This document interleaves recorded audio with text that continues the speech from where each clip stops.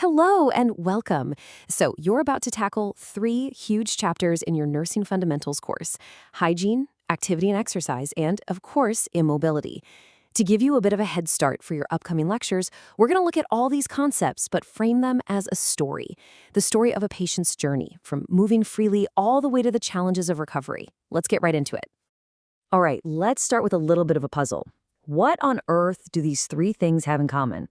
A really dangerous blood clot, a super painful pressure sore, and something as simple as bad breath, halitosis. It sounds kind of random, right? But I promise you, the answer gets to the very heart of what fundamental nursing is all about. It all comes back to mobility, immobility, and hygiene. Just stick with me, and we are going to connect all of these dots. Every patient story really starts from a baseline, right? A state of normal.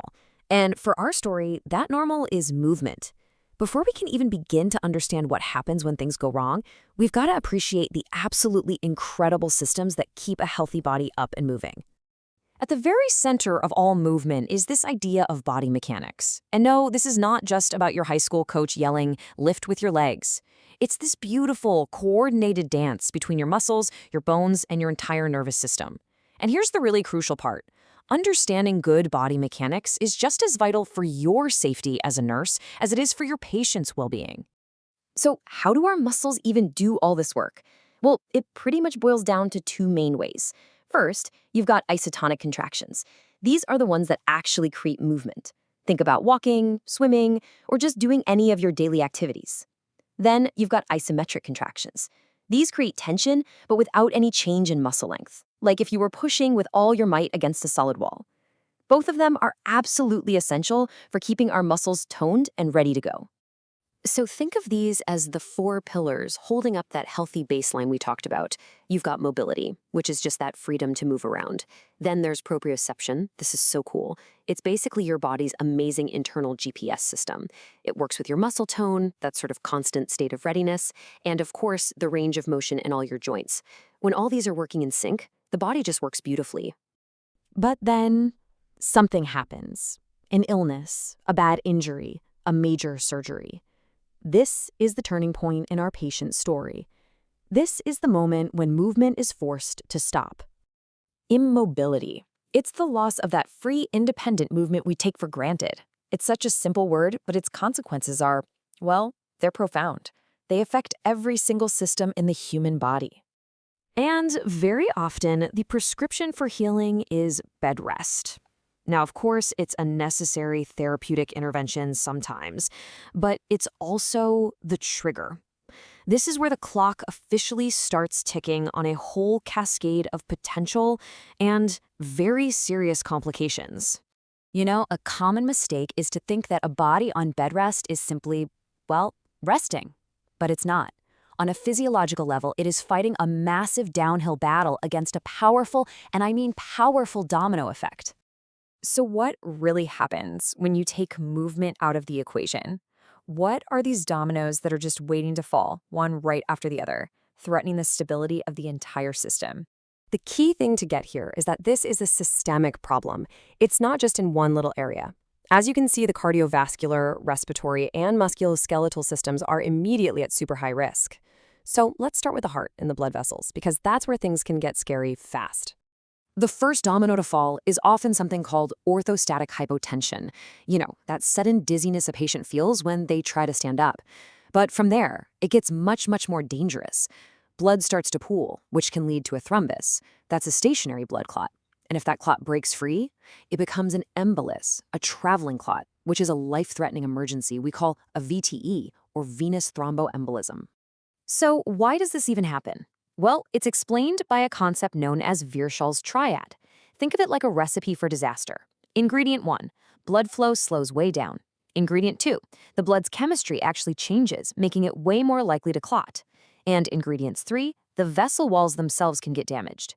You put those three factors together, and you've created the perfect storm for a dangerous thrombus to form.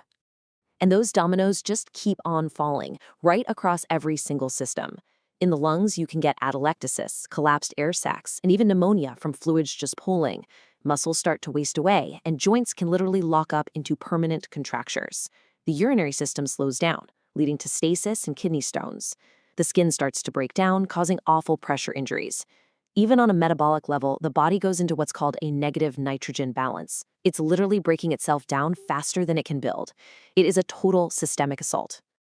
Okay, I know, that sounds pretty bleak. But this is where the story shifts. This is where the hero enters the picture. And that hero is the proactive nurse. It's you! You are the one who stands between the patient and this devastating cascade of complications. And believe it or not, one of your most powerful tools is surprisingly simple: hygiene. This is not about comfort, okay? This is defense. A complete bed bath, or even a partial one, is a frontline intervention. It lets you assess the skin, it helps promote circulation, and it maintains the body's #1 line of defense against infection. And hey, remember our opening question? This is where that bad breath, halitosis, comes back into play. Proactive oral care is absolutely critical. It's not just about preventing bad breath. It's about preventing serious conditions like gingivitis and stomatitis, which can become open doorways for systemic infection in a patient who's already vulnerable. Now, beyond just hygiene, you have a whole arsenal of tools to fight immobility head-on. A trapeze bar can empower the patient to help move themselves and keep some upper body strength. Something as simple as a trochanter roll can help maintain proper body alignment right there in the bed. And doing range of motion exercises, that is your primary weapon against the permanent damage of joint contractures. Please never forget this. It's not the fancy technology or the complex medications that stop these dominoes from falling. It is the fundamental, hands-on, proactive care that is provided by the nurse. You are the intervention. So let's bring this all full circle. We've journeyed from a healthy, moving body to the crisis point of immobility, and then through to the intervention of the nurse. We've officially connected the dots. So what's the core of this whole story? Here are your 4 big takeaways. Number 1, movement is life. Simple as that. 2, immobility is a massive systemic threat. It's that dangerous domino effect. 3, hygiene is one of your most powerful defensive weapons. And most importantly, number 4, it is your fundamental nursing skills that will ultimately change the outcome of your patient's story. Look, we've covered a ton of vocabulary today: atelectasis, thrombus, body mechanics, stomatitis, but they are not just words you have to memorize for an exam. They are the language of your patient's story. They are the challenges you're going to face and the tools you're going to use. So the real question is, now that you know the words, how are you going to use them to write a story of recovery?